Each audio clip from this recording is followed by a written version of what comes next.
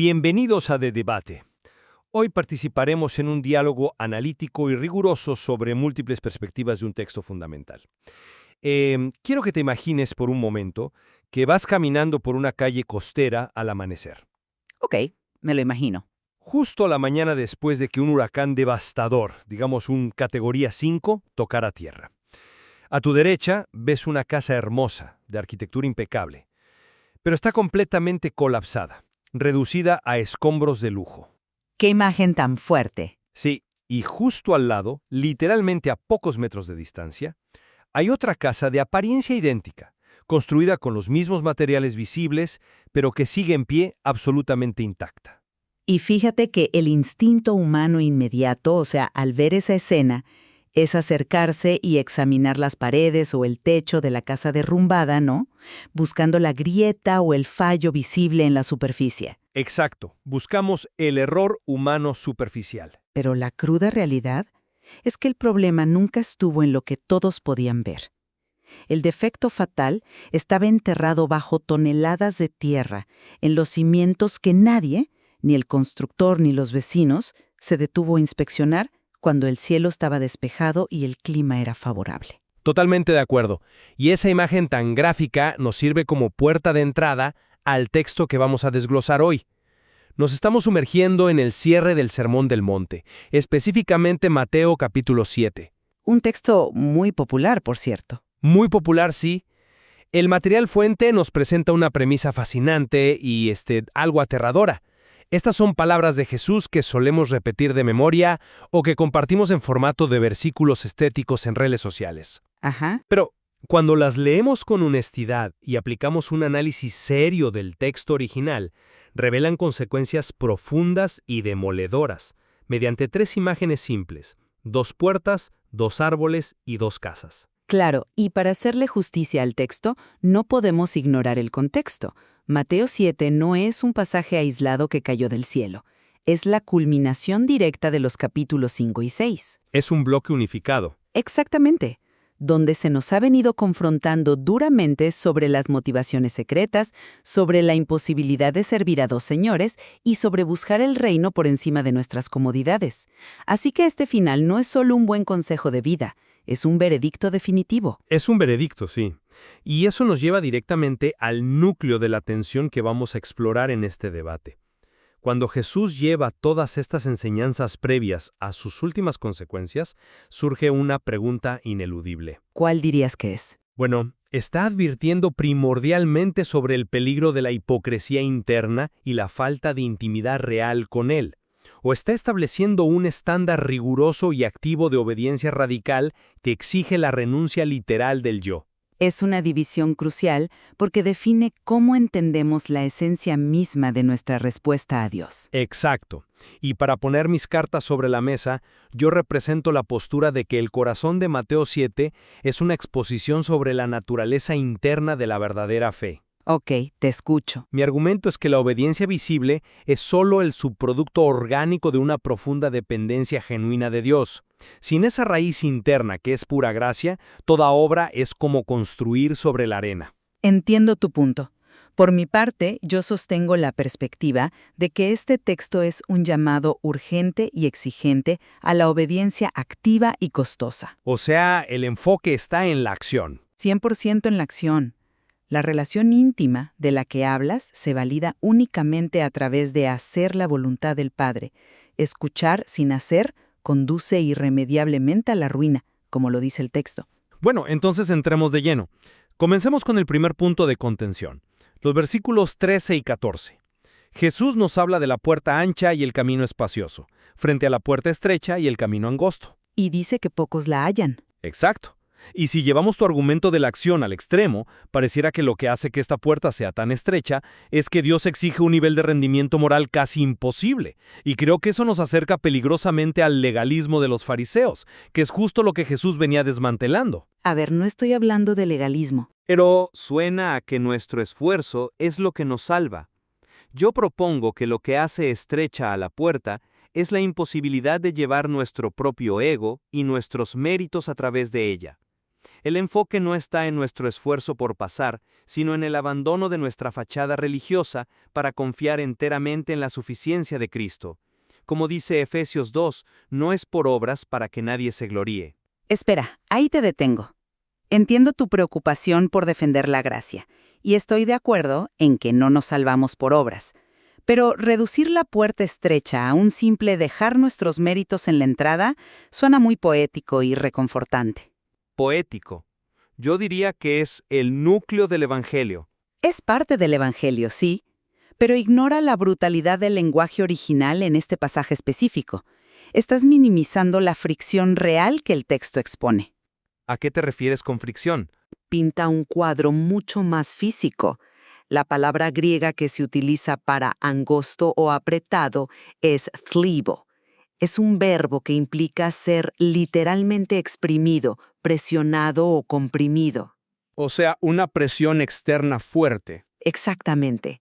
Es la misma raíz que se usa para describir las uvas aplastadas en un lagar. Entonces, pocos la hallan no porque Dios la esconda, sino porque entrar implica un choque frontal, doloroso y violento con la cultura y con nuestros propios deseos.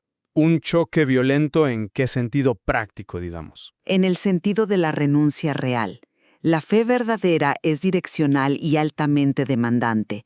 Exige pasos de obediencia que cuestan amistades, que cuestan estatus, que exigen matar hábitos pecaminosos arraigados. Si tu fe no te está costando nada, probablemente estás en la vía ancha. A ver, me gusta hacia dónde vas con la idea de que la fe cuesta. Y concuerdo en que el camino tiene una fricción innegable. Pero creo que debemos definir con precisión cuál es la raíz de esa fricción. ¿Te escucho? Porque si cruzamos a los versículos 21 al 23, nos topamos con la que posiblemente sea la advertencia más solemne de todas las Escrituras. Señor, Señor, ¿no profetizamos en tu nombre? Y él les responde, nunca les conocí. Esa frase es demoledora. Nunca les conocí. Es aterradora.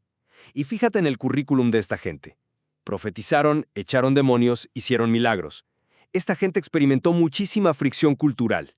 Hacían ministerios enormes. Estaban llenos de lo que tú llamas acción tangible. Ajá, pero Déjame terminar la idea. Cristo los rechaza por una falta de ginosco, es decir, de conocimiento íntimo y relacional.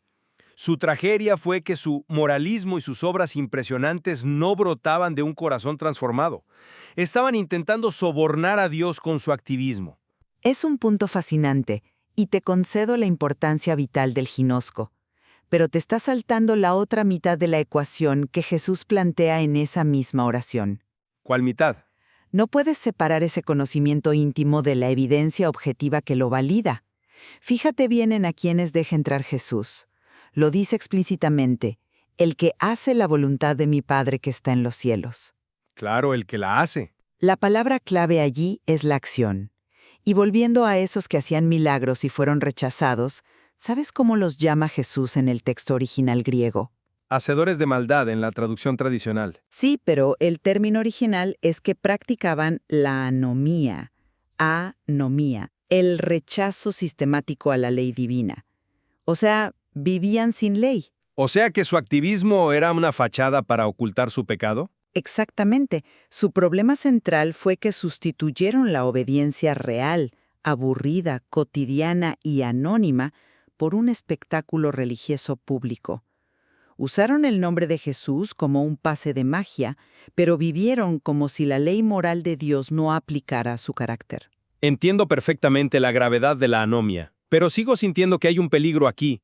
Si enfocamos toda nuestra energía en asegurarnos de no ser hacedores de maldad a base de esfuerzo humano, volvemos a la rueda del hámster de la autojustificación. No es esfuerzo carnal, es obediencia en el espíritu. Pero mira cómo lo aborda Jesús al principio del capítulo 7, versículo 1. No juzguen, para que no sean juzgados.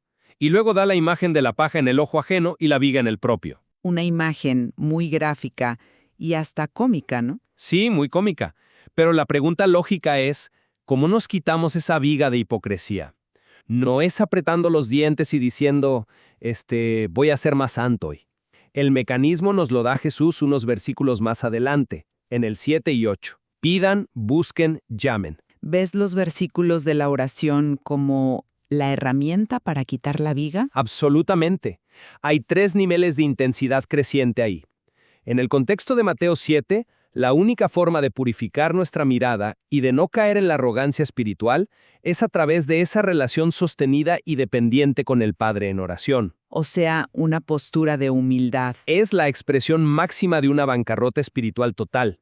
Es decirle a Dios, mi corazón es tan engañoso que ni siquiera puedo ver mi propio pecado a menos que tú me ilumines con tu gracia. Esta dependencia interna es lo único que destruye el orgullo que genera la anomia. Me parece una aplicación hermosa, y reconocer nuestra bancarrota espiritual es vital. Pero a ver, el contexto del discernimiento en este pasaje exige bastante más que solo introspección orante y dependencia pasiva. Más que la oración. Me refiero a que cuando Jesús dice no juzguen, si leemos el material en su totalidad, queda clarísimo que no es un llamado a la tolerancia moderna, donde todo vale y nadie puede señalar el error. Claro, porque luego habla de los perros y los cerdos. Es brutal. Inmediatamente dice, no den lo santo a los perros, ni echen sus perlas a los cerdos. Y luego en el versículo 15 dice, cuídense de los falsos profetas. Y por sus frutos los conocerán. Exacto. Para obedecer esos mandatos se requiere un nivel de juicio crítico y discernimiento tremendo. Requiere evaluar el fruto, que es una acción externa. Entonces, la oración de pedir y buscar no es solo para sentirnos perdonados, es pedir activamente sabiduría para actuar rigurosamente en un mundo caído.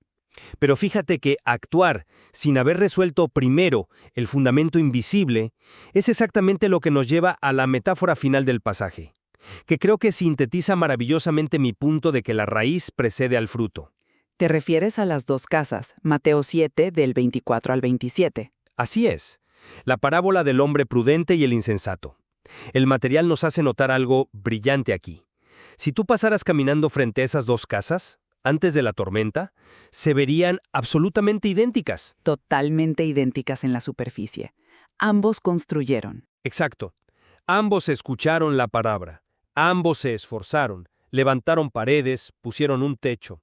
El activismo externo y la ortodoxia visual estaban presentes en ambos constructores. Hasta que llegó la lluvia. Es la tormenta la que revela el secreto. En la ingeniería civil, cuando van a construir un rascacielos sobre suelo arenoso, usan pilotes de fricción. Excavan a profundidades gigantescas hasta golpear la roca sólida. Así, el peso del edificio se transfiere a la roca. Es una gran analogía, sí. Y así funciona la fe. Las tormentas de la vida, una enfermedad catastrófica, una quiebra, o el juicio final mismo, son presiones que revelan hacia dónde estamos transfiriendo el peso de nuestra alma. ¿Y tú dices que la roca es Cristo? Edificar sobre la roca significa que nuestra identidad profunda está anclada en Cristo y en su gracia inmerecida. Si construimos sobre la arena de nuestro propio desempeño, de lo mucho que oramos o de nuestra moralidad, la casa no va a soportar la transferencia de peso. Me encanta la analogía de la ingeniería, de verdad. Pero tengo que hacer una corrección importante aquí, basándome estrictamente en el texto. Adelante, te escucho. El texto simplemente no dice que la roca sea nuestra identidad anclada en la gracia de Cristo, por muy teológicamente correcto que eso suene en otros contextos. Jesús es supremamente específico en su definición aquí. Cualquiera, pues, que me oye estas palabras y las hace. Exactamente. Le compararé a un hombre prudente que edificó su casa sobre la roca.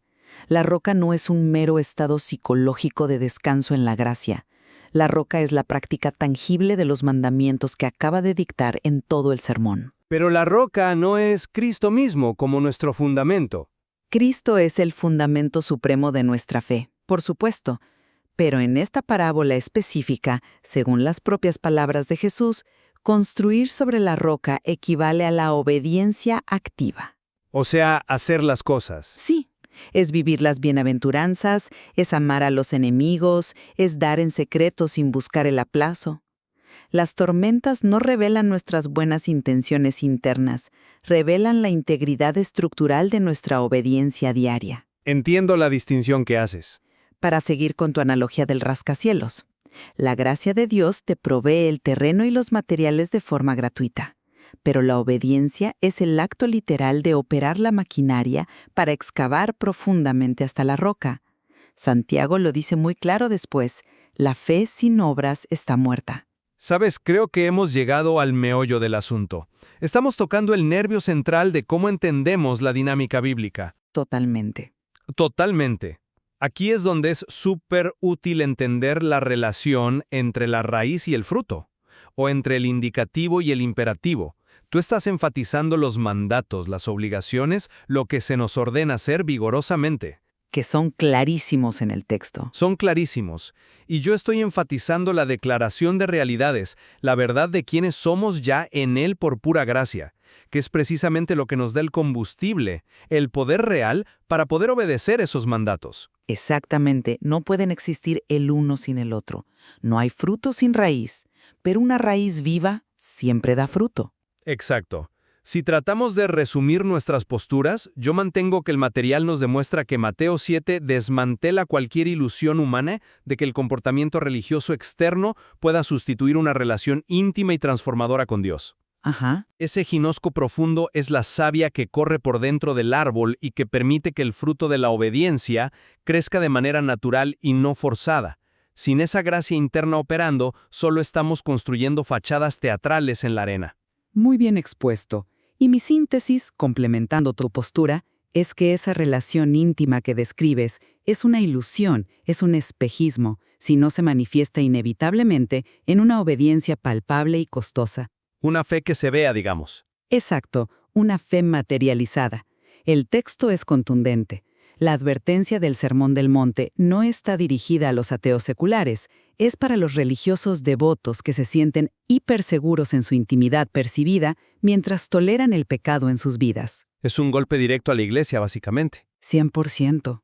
La prueba irrefutable de que verdaderamente has pasado por la puerta estrecha no es cómo te sientes respecto a Jesús mientras cantas un domingo, sino cómo le obedeces el lunes cuando esa obediencia te cuesta todo. Es un balance delicado y profundo. Y creo que ambos convergemos de manera tajante en algo fundamental aquí. ¿En qué, dirías tú? En que el material expone de manera cruda el peligro letal de una fe superficial o meramente de apariencia. Ya sea que le llamemos falta de intimidad genuina o falta de obediencia real, ambos estamos de acuerdo en que un cristianismo de aparador no es lo que Cristo enseñó. Total y absolutamente. Ambos reconocemos que las tormentas inexorables que el texto promete, porque van a venir, sacarán a la luz la verdadera naturaleza de nuestros cimientos espirituales. La tormenta no tiene piedad de las apariencias. Los huracanes no respetan la pintura bonita de la fachada. Destruyen todo lo que no está anclado en la roca, de escuchar y hacer la palabra. Así es, la tormenta actúa como ese escáner perfecto e incorruptible que revela lo que realmente está bajo la superficie, donde nadie más puede ver. Nos obliga a confrontar esa pregunta incómoda que el material nos deja hoy. Si somos brutalmente honestos con nosotros mismos. Exacto. Si somos honestos, ¿sobre qué estamos construyendo nuestras vidas en este momento? La tensión entre descansar plenamente en la gracia inmerecida de Cristo y el rigor incesante de una obediencia diaria quizá no es un problema matemático a resolver. Es más bien un misterio que vivir, ¿no? Un misterio que requiere una exploración continua en nuestros propios corazones. Les dejamos a todos ustedes la responsabilidad de examinar sus propios cimientos a la luz de este texto, sabiendo que tarde o temprano la lluvia siempre termina por caer.